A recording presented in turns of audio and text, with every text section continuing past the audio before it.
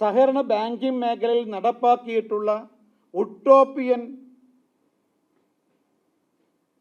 സമ്പ്രദായങ്ങൾ, തീരുമാനങ്ങൾ, നിലപാടുകൾ, അതും സഹകരണ ബാങ്കിംഗ് മേഖലയുടെ തകർച്ചയ്ക്ക് പ്രധാന കാരണമായി. ഇപ്പോൾ സാധാരണ ഒരു ഉദാഹരണത്തിന്, ഇപ്പോൾ സാധാരണ നമ്മുടെ പ്രൈമറി സഹകരണ ബാങ്കുകൾ അവർക്ക് എന്തെങ്കിലും നേരിയ പ്രതിസന്ധി നേരിടുകയാണെങ്കിൽ നേരത്തെ ജില്ലാ ബാങ്കുകൾ ഉണ്ടായിരുന്നു. ആ ജില്ലാ ബാങ്കുകളായിരുന്നു പ്രൈമറി ബാങ്കുകളുടെ പ്രതിസന്ധിയെ പ്രതിസന്ധി പരിഹരിച്ചുകൊണ്ട് ആ മേഖലയെ നിലനിർത്തിയത്. ഏതെങ്കിലും പ്രാഥമിക സഹകരണ ബാങ്കുകൾക്ക് എന്തെങ്കിലും സാമ്പത്തിക സഹായം വേണമെങ്കിൽ ജില്ലാ ബാങ്കുകളായിരുന്നു സഹായം നൽകിയിരുന്നത്. പക്ഷേ ഇടതുമുന്നണി സർക്കാർ തുഗ്ലക് ഭരണപരിഷ്കാരം ഈ രംഗത്ത് വരുത്തുകയുണ്ടായി. അതായത് ജില്ലാ ബാങ്കുകളെ കേരള ബാങ്കുകളിൽ ലയിപ്പിച്ചുകൊണ്ട് പുതിയ തീരുമാനം കൈക്കൊണ്ടു. അതോടുകൂടി നമ്മുടെ കേരളത്തിൽ വ്യാപകമായി നിലകൊള്ളുന്ന പ്രാഥമിക സഹകരണ ബാങ്കുകളുടെ പ്രവർത്തനം പ്രതിസന്ധിയിലായി. ഇപ്പോൾ പ്രാഥമികമായ സഹകരണ ബാങ്കുകൾക്ക് എന്തെങ്കിലും പ്രതിസന്ധി വന്നാൽ തിരിഞ്ഞു നോക്കാൻ ആളില്ലാത്ത അവസ്ഥ, തികച്ചും അനാഥമായ അവസ്ഥയിലാണ് പ്രാഥമിക സഹകരണ ബാങ്കുകളുള്ളത്. അതുകൊണ്ട് എല്ലാ പ്രാഥമിക സഹകരണ ബാങ്കുകളും തകർച്ചയെ നേരിട്ടുകൊണ്ടിരിക്കുന്നു. ഗുരുതരമായ അതിരൂക്ഷമായിട്ടുള്ള പ്രതിസന്ധിയെ നേരിട്ടുകൊണ്ടിരിക്കുകയാണ്. ഇതിൻ്റെ പരിപൂർണമായ ഉത്തരവാദിത്തം പിണറായി സർക്കാർ സഹകരണ ബാങ്കിംഗ് മേഖലയിൽ വരുത്തിയിട്ടുള്ള വകതിരിവില്ലാത്ത തീരുമാനങ്ങളാണ് എന്ന കാര്യത്തിൽ യാതൊരു സംശയവുമില്ല. രണ്ടാമത് സംഭവിച്ചത്, ഈ മേഖല മാർക്സിസ്റ്റ് പാർട്ടിക്ക് രാഷ്ട്രീയമായി വളരാനുള്ള ഒരു ഉപകരണമാക്കി സഹകരണ ബാങ്കിംഗ് മേഖലയെ മാറ്റി. അതിലൂടെ വർഷങ്ങളായിട്ട് പാവപ്പെട്ടവൻ്റെ നിക്ഷേപം അത് മാർക്സിസ്റ്റ് പാർട്ടി നേതൃത്വം അവരുടെ നേതാക്കന്മാരുടെ വ്യക്തിപരമായിട്ടുള്ള ഉപയോഗത്തിനും അതുപോലെ പാർട്ടിയുടെ പ്രവർത്തനത്തിനും വേണ്ടി വിനിയോഗിച്ചു. സമാനതയില്ലാത്ത തീവെട്ടിക്കൊള്ള ഈ രംഗത്ത് നടന്നു. അതുകൊണ്ട് എന്താ സംഭവിച്ചത്? തീവെട്ടിക്കൊള്ള നടന്നതിന് കൂടുതൽ ഉദാഹരണങ്ങളൊന്നും പറയേണ്ട ആവശ്യമില്ല.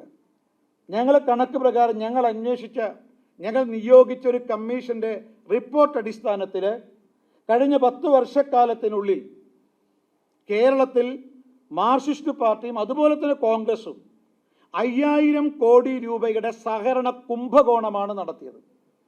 5000 കോടിയുടെ സഹകരണ കുംഭകോണം. അതിൽ കരുവന്നൂരായിരുന്നു ഒന്നാമത്. നിങ്ങളൊക്കെ വാർത്ത കൊടുത്തതാണ്. 328 കോടിയിലധികം തുകയാണ് മാർക്സിസ്റ്റ് നേതൃത്വം അവിടെ കവർന്നെടുത്തത്. ഇതുപോലെ കേരളത്തിൽ വ്യാപകമായിട്ട് ഏതാണ്ട് മാർക്സിസ്റ്റ് പാർട്ടി ഭരിക്കുന്ന ഏതാണ്ട് എല്ലാ സഹകരണ ബാങ്കുകളിലും ഇതേപോലെ നേതാക്കന്മാർ തീവെട്ടിക്കൊള്ള നടത്തിയിട്ടുണ്ട്. ഈ തീവെട്ടിക്കൊള്ളയിലൂടെ പാവപ്പെട്ട സാധാരണക്കാരൻ്റെ ജീവിത സമ്പാദ്യം, നിക്ഷേപമാണ് നഷ്ടപ്പെട്ടത്.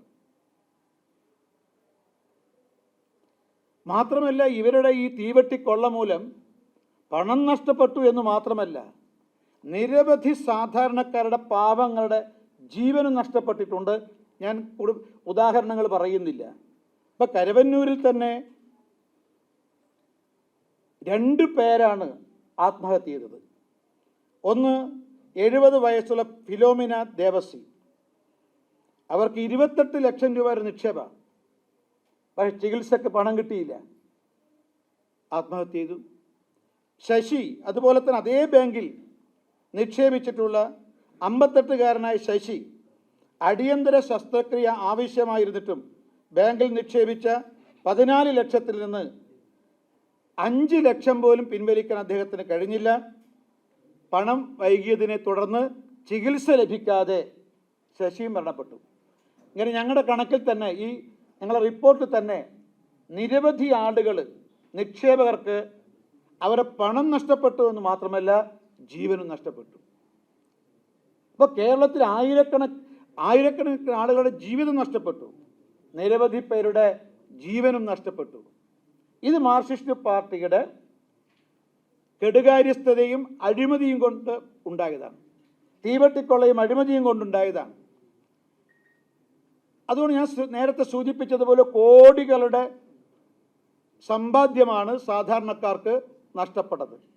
ഇതിൻ്റെ മറുഭാഗം എന്താ? ഇതിൻ്റെ മറുഭാഗം പ്രാഥമികമായ സഹകരണ ബാങ്കുകളിലുള്ള വിശ്വാസ്യത മാർക്സിസ്റ്റ് പാർട്ടിയുടെ തീവട്ടിക്കൊള്ളയിലൂടെ നഷ്ടപ്പെട്ടതുകൊണ്ട് അവരുടെ നിക്ഷേപം വ്യാപകമായി പിൻവലിക്കാൻ തുടങ്ങി. നിങ്ങളെല്ലാ ജില്ലകളിലും അന്വേഷിച്ചോ? പ്രാഥമിക സഹകരണ ബാങ്കുകളിൽ ഇപ്പോൾ നടക്കുന്നത് നിക്ഷേപകർ ബാങ്കിന് മുന്നിൽ ക്യൂ നിന്ന് നിക്ഷേപം പിൻവലിക്കുകയാണ്. ഞങ്ങൾ മുഖ്യമന്ത്രിയോട് പറയുന്നു, ഇതിനെക്കുറിച്ച് അന്വേഷിക്കാൻ തയ്യാറുണ്ടോ?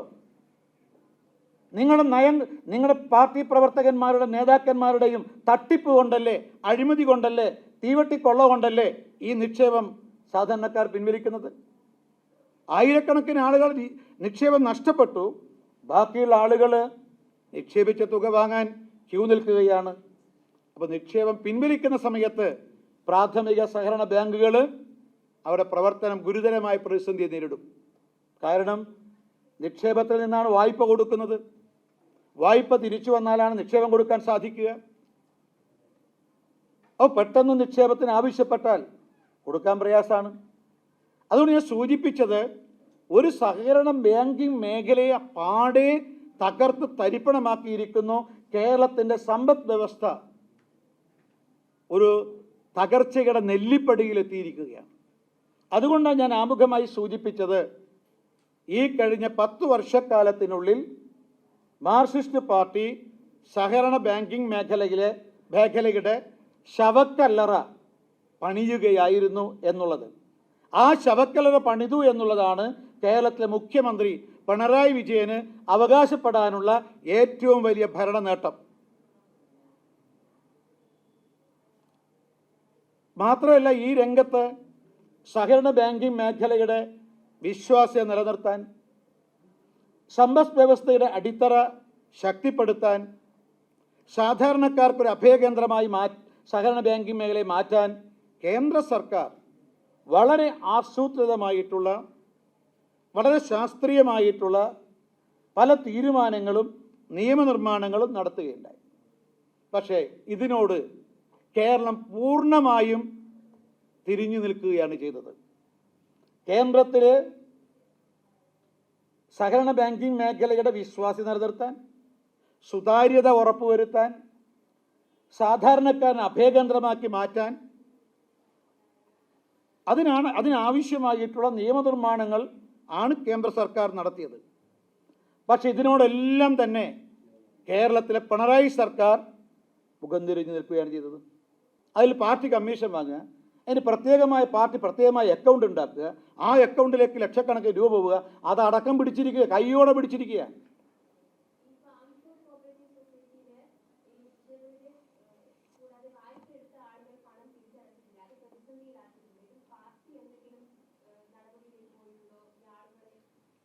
അല്ല, ഞങ്ങൾ ഏത് ബാങ്കിലായാലും ആരാണോ വായ്പ എടുത്തത് ആ വായ്പ എടുത്ത ആൾക്കാർ തിരിച്ചടക്കണം. അതിന് കൊടിയുടെ നിറോ അല്ലെങ്കിൽ ഒന്നും ആവശ്യമില്ല.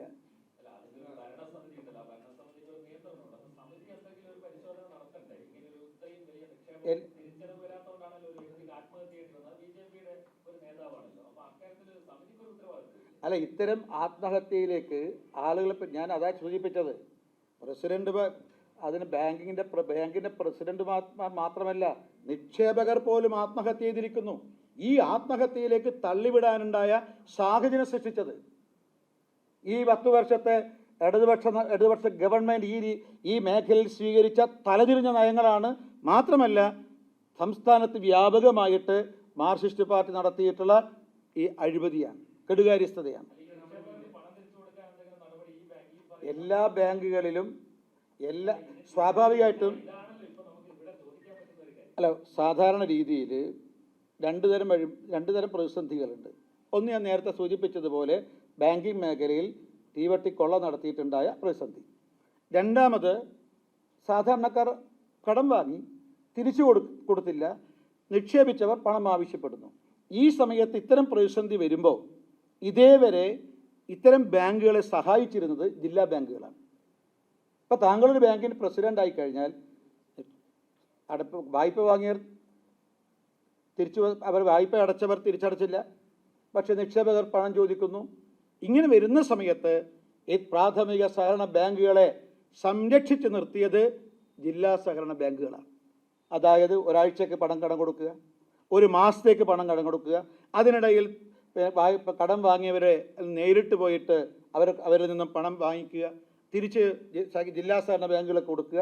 ഇതാണ് കേരളത്തിൽ സാധാരണയായിട്ട് വർഷങ്ങളായി നടന്നു വരുന്നത്. ഈയൊരു പ്രക്രിയയാണ് ഈ ഇടതുപക്ഷ ഗവൺമെൻറ്റിൻ്റെ തലതിരിഞ്ഞ നയത്തിലൂടെ ജില്ലാ ബാങ്കുകളെ ഇല്ലാതാക്കി കേരള ബാങ്ക് സ്ഥാപിച്ചതോടു കൂടിയിട്ട് പ്രാഥമിക സഹകരണ ബാങ്കുകൾ പൂർണ്ണമായി ഒറ്റപ്പെട്ടു, അനാഥമായി.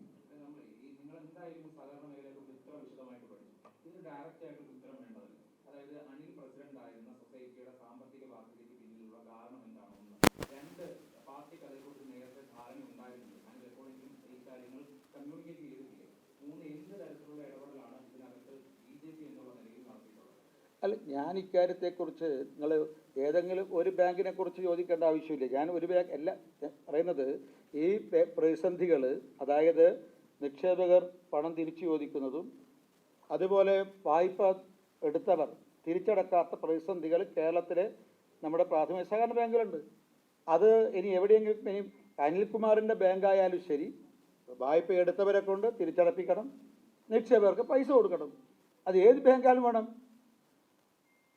അനിൽകുമാറിന് സാധാരണ രീതിയിൽ നമ്മുടെ എല്ലാ രാഷ്ട്രീയ പാർട്ടികൾ നേരിട്ട് ഭരണസമിതി, രാഷ്ട്രീയ പാർട്ടി നേതൃത്വത്തിലുള്ള ഭരണസമിതി നടത്തുന്ന ബാങ്കുകളുണ്ട്. ചില രാഷ്ട്രീയമായിട്ട് ചുമതലയുള്ള ആളുകൾ അവർ സ്വന്തമായിട്ട് ചില ബാങ്കിങ് ഭരണം നടത്തുന്നുമുണ്ട്. രണ്ടുമുണ്ട്. അപ്പോൾ ഞങ്ങളെ സംബന്ധിച്ച് ഇക്കാര്യത്തിൽ അനിൽകുമാറിൻ്റെ ബാങ്കായാലും ശരി, ഇനി ആരുടെ ബാങ്കായാലും ശരി, നിക്ഷേപകർക്ക് പണം തിരിച്ചും കൊടുക്കണം. വായ്പ ആരാണോ വാങ്ങിയത് അവർ തിരിച്ചടക്കുകയും വേണം.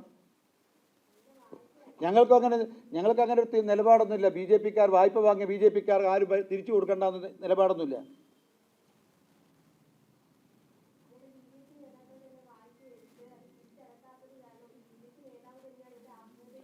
അവിടെ ഞാൻ മനസ്സിലാക്കുന്നത് ബി ജെ പിക്കാർ വായ്പ എടുത്തിട്ടുണ്ടെന്നുള്ളത് ശരിയാ. എല്ലാ പാർട്ടി പ്രവർത്തകന്മാരും അവിടുന്ന് വായ്പ എടുത്തിട്ടുണ്ട്.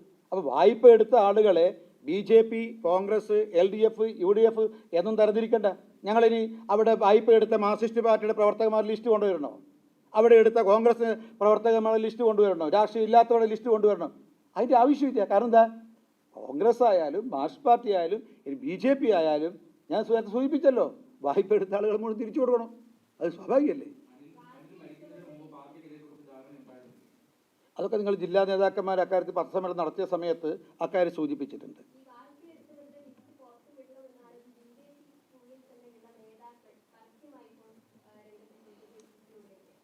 അല്ല, അതൊന്നും ഞങ്ങൾക്ക് അറിയില്ല. ഞാനിത് ഈ പരസ്യപ്പെടുത്താൻ ഞാൻ ചോദിക്കട്ടെ, എല്ലാ ബാങ്കുകളിൽ നിന്നും ആരാണോ പണം കടമെടുത്തത് അവരുടെ പേരും അഡ്രസ്സും മേൽവിലാസവും നക്ഷത്രം ഉണ്ടാവില്ല, ബാക്കിയെല്ലാം. അത് ആർക്കും പോയാൽ പരിശോധിക്കുക. അതിൽ ബി ജെ പിക്കാർ മാത്രം കടമെടുത്തതിനെ കുറിച്ച് എന്താ എല്ലാവരും മറ്റുള്ളവർ കടമെടുത്താൽ അടക്കണ്ടെന്നാ ആ ബാങ്കിൽ? ഇപ്പോൾ നിങ്ങൾക്ക് അഭിപ്രായമുണ്ടോ? അവിടെ കോൺഗ്രസ്സുകാരും വായ്പ എടുത്തില്ല, CPMകാർ വായ്പ എടുത്തില്ല, മുസ്ലിം ലീഗുകാർ വായ്പ എടുത്തില്ല, അങ്ങനെ അഭിപ്രായം ഇല്ലല്ലോ. എല്ലാവരും വായ്പ എടുത്തിട്ടുണ്ട്. അതിൽ ബി ജെ പിക്കാരും എടുത്തിട്ടുണ്ടാവും. എല്ലാവരും തിരിച്ചു കൊടുക്കണം. എന്തിനാ പാർട്ടി വായ്പ എടുത്തവരുടെ മുഴുവൻ ലിസ്റ്റല്ലേ പ്രസിദ്ധീകരിക്കേണ്ടത്? ബി ജെ പിക്കാരെ മാത്രം ലിസ്റ്റ് പ്രസിദ്ധീകരിക്കുക എന്ന് പറഞ്ഞാൽ നടത്തുന്ന ബാക്കി എല്ലാവരും തട്ടിപ്പായിക്കോട്ടെ. എന്നാൽ തിരിച്ചടക്കണ്ടെന്നാ നമ്മുടെ ചോദ്യത്തിൻ്റെ ഉത്തരം. അല്ല, അതെങ്ങനെയാണ് രാഷ്ട്രീയം തിരിച്ചിരുന്ന അങ്ങനെ ലിസ്റ്റ്? ഇപ്പോൾ ഒരു ബാങ്കിൽ നിന്ന് കടമെടുത്ത ആളുകളുടെ രാഷ്ട്രീയം തിരിച്ചുള്ള ലിസ്റ്റ് പ്രസിദ്ധീകരിക്കുന്ന ഏർപ്പാടുണ്ടോ എവിടെയെങ്കിലും? അല്ല, അങ്ങനെ ഉണ്ടോ?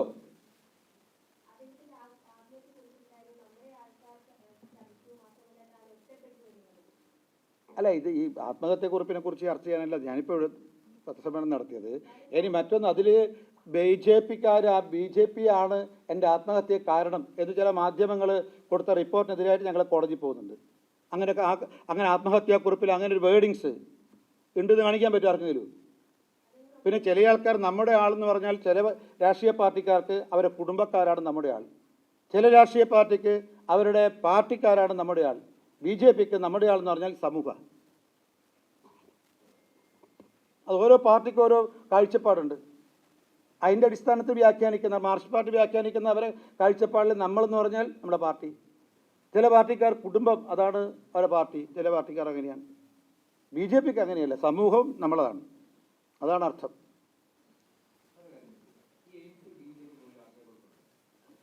എയിംസിൽ ഒരാശയക്കുഴപ്പമില്ല. ഭാരതീയ ജനതാ പാർട്ടിയിൽ വളരെ ഏകകണ്ഠമായ അഭിപ്രായമുള്ളത് എയിംസ് കേരളത്തിൽ വരണം.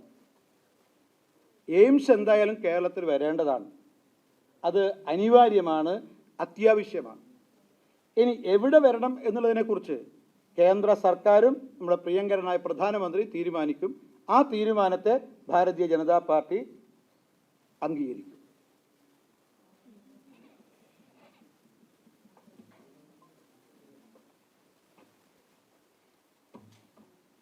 കഴിഞ്ഞോ?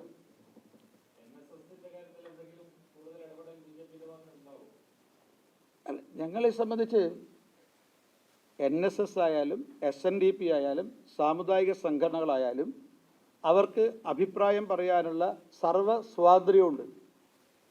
ഭാരതീയ ജനതാ പാർട്ടിയുടെ അഭിപ്രായമുണ്ട്. ഇനി ഞങ്ങളും BJP ഈ ശബരിമല വിഷയവുമായി ബന്ധപ്പെട്ടിട്ട് NSSും BJPയും തമ്മിൽ യാതൊരു അഭിപ്രായ വ്യത്യാസവും. സത്യത്തിൽ ശബരിമല വിഷയത്തിൽ NSSൻ്റെ നിലപാട്, BJPയുടെ നിലപാട്, വിവിധ ഹൈന്ദവ സംഘടനകളുടെ നിലപാട് ഒന്നായിരുന്നു. ശബരിമലയിൽ വിഷയത്തിൽ ഈ NSSൻ്റെ നിലപാടിലോ BJP നിലപാടിലോ യാതൊരു മാറ്റം വരുത്തിയിട്ടില്ല. CPM അവരുടെ നിലപാടിൽ മാറ്റം വരുത്തി. ആ മാറ്റം ആത്മാർത്ഥമില്ല എന്നതാണ് ഞങ്ങളുടെ അഭിപ്രായം. CPM ആണ് അവർ നിലപാടിൽ മാറ്റം വരുത്തിയത്. ഇപ്പോൾ ശബരിമലയെ സംബന്ധിച്ച് യുവതീ പ്രവേശനം പാടില്ല, NSS പറഞ്ഞു. ഞങ്ങളുടെ അഭിപ്രായം തന്നെയാണ്.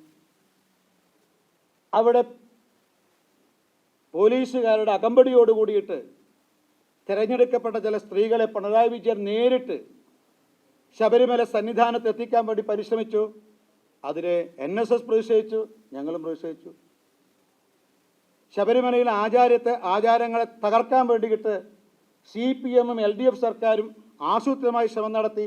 അതിനെ കേരളം മുഴുവൻ ഞങ്ങൾ NSS നാമസങ്കീർത്തന യാത്ര നടത്തി, ഞങ്ങളും നടത്തി. അതിനെതിരെ കേരളത്തിലെ പിണറായിയുടെ പോലീസ് ആ സമരത്തെ തല്ലിച്ചതച്ചു. അമ്മമാർ ഉൾപ്പെടെയുള്ള ആയിരക്കണക്കിന് ആളുകളെ ജയിലിലടച്ചു. അതിൽ NSSനും പ്രതിഷേധമുണ്ട്, BJPക്കും പ്രതിഷേധമുണ്ട്. ഈ കേസിൽ 10,000-കണക്കിന് BJP പ്രവർത്തകർ, സ്ത്രീകൾ ഉൾപ്പെടെ, ഇന്ന് പ്രതികളാണ്. ആ കേസ് പിൻവലിക്കണമെന്ന് ഭാരതീയ ജനതാ പാർട്ടി ആവശ്യപ്പെടുന്നു. NSSൻ്റെ സംസ്ഥാന ജനറൽ സെക്രട്ടറി നിരവധി തവണ ആവശ്യപ്പെട്ടതാണ്. പൗരത്വ നിയമ ഭേദഗതിയുടെ പേരിൽ ദേശദ്രോഹ സംഘടനകൾ സംഘടിപ്പിച്ച അക്രമാസക്തമായ സമരങ്ങൾ, അതിൻ്റെ പേരിൽ ചാർത്തപ്പെട്ട കേസുകൾ ഒന്നില്ലാതെ പിൻവലിച്ച പിണറായി വിജയൻ നാമസങ്കീർത്തന യാത്രയിൽ പങ്കെടുത്ത അയ്യപ്പ ഭക്തന്മാരുടെ മേൽ ചുമത്തിയിട്ടുള്ള കള്ളക്കേസുകൾ പിൻവലിച്ചില്ല. പ്രതിഷേധം SNDPക്കുണ്ട്, NSSനുണ്ട്, ഹിന്ദു സംഘടനകൾക്കുണ്ട്, ഭാരതീയ ജനതാ പാർട്ടിക്കുണ്ട്. അവിടെ ഞങ്ങളുടെ നിലപാടിൽ NSS നിലപാടിലോ അതുപോലെ BJP നിലപാടിലോ ഇക്കാര്യത്തിൽ യാതൊരു മാറ്റവും വരുത്തിയിട്ടില്ല. മാർക്സിസ്റ്റ് പാർട്ടി ഇക്കാര്യം നിലപാടിൽ മാറ്റം വരുത്തി. അത് ആത്മാർത്ഥതയില്ല എന്ന അഭിപ്രായമാണ് ഞങ്ങൾക്ക് അക്കാര്യത്തിലുള്ളത്. കാരണം അതുകൊണ്ടാണ് ഈ മാർക്സിസ്റ്റ് പാർട്ടിയും LDF ഗവൺമെൻറ്റും പമ്പയിൽ നടത്തിയിട്ടുള്ള ആഗോള അയ്യപ്പ സംഗമം ഭക്തജനങ്ങൾ ബഹിഷ്കരിച്ച് പരാജയപ്പെട്ടു പോയത്. അതേസമയത്ത് പന്തളത്ത് നടത്തിയിട്ടുള്ള ശബരിമല സംരക്ഷണ സംഗമം പരിപൂർണ വിജയവുമായിരുന്നു. കാരണം പന്തളത്ത് അയ്യപ്പ സംഗമത്തിന് പമ്പാവാസൻ ഉണ്ടായിരുന്നില്ല. അതിൽ പിണറായി വാസനും VN വാസനേ ഉണ്ടായിരുന്നുള്ളൂ. എന്നാൽ പമ്പാവാസൻ പന്തളത്താണ് ഉണ്ടായിരുന്നത്. അതുകൊണ്ട് പന്തളത്ത് അയ്യപ്പ സംഘം വിജയിച്ചു. അക്കാര്യത്തിൽ ജനങ്ങൾക്കാർക്കും സംശയമില്ല. ഏതായാലും പ്രതിനിധി സമ്മേളനത്തിലോ അല്ലെങ്കിൽ പൊതുസമ്മേളനത്തിലോ കസേര നടക്കാൻ ഞങ്ങൾ പോലീസിൻ്റെ സഹായമൊന്നും ഈ ഹിന്ദു സംഘടനകൾ സംഘടിപ്പിച്ച ശബരിമല സംരക്ഷണ സംഗമത്തിന് വേണ്ടി വന്നിട്ടില്ല. അപ്പോൾ ആരോടൊപ്പമാണ് ഭക്തർ, ആരോടൊപ്പമാണ് വിശ്വാസികൾ, ജനങ്ങൾക്ക് ബോധ്യപ്പെട്ടിരിക്കുകയാണ്.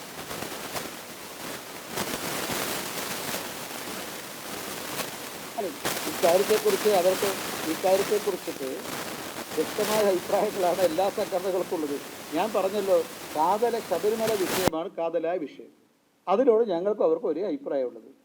പിന്നെ NSSനും SNDPക്കും മാത്രമല്ല എല്ലാ സാമുദായിക സംഘടനകൾക്കും അവരഭിപ്രായം പറയാനുള്ള സ്വാതന്ത്ര്യമുണ്ട്. ഇപ്പം BJPക്ക് എതിരായിട്ട് ആരെങ്കിലും പറഞ്ഞിരിക്കട്ടെ, ഞങ്ങളതിൽ പ്രതിഷേധിക്കേണ്ട ആവശ്യമില്ല. പക്ഷേ NSSനെതിരായിട്ടും SNDPക്കെതിരായിട്ടും മാർക്സിസ്റ്റ് പാർട്ടിക്കെതിരായി ചില തീരുമാനം കൈക്കൊണ്ടതിൻ്റെ പേരിൽ ആ സംഘടനകൾക്കെതിരായിട്ടും അതിൻ്റെ സംസ്ഥാന ജനറൽ സെക്രട്ടറിമാർക്കെതിരായിട്ടും അതിരൂക്ഷമായ വിമർശനം നടത്തുകയും സമൂഹത്തിൽ അവഹേളിക്കാൻ അപമാനിക്കാൻ തയ്യാറായി CPM. ഞങ്ങൾക്ക് ആ കാഴ്ചപ്പാട് ഞങ്ങൾക്കില്ല.